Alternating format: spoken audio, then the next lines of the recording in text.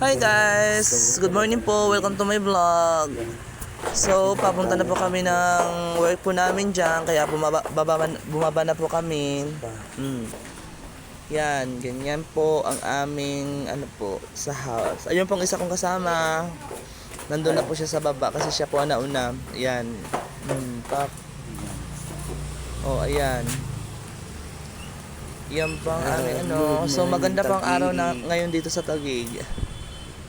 Pero pag po dito maulan, baha po dyan. Yan siya. Yan. Nandyan na po yung isang kasamahan ko po sa tricycle yan. Patulog-tulog pa siya, antok pa siya kasi alas 8 na po yan. Antok pa po yan. Wow, Si Junie. sarap buhay ni Junie. Yeah, wow. Si Junie, ang ganda ng buhay ni Junie. Kahit naarawan, walang pakialam.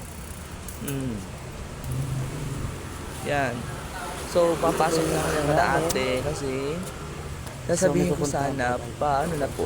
Nandun na kami sa para makapunta na po kami ng aming tatrabahuan.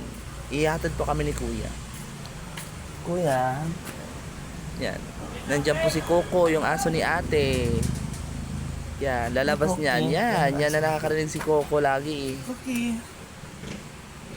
Hi, Coco.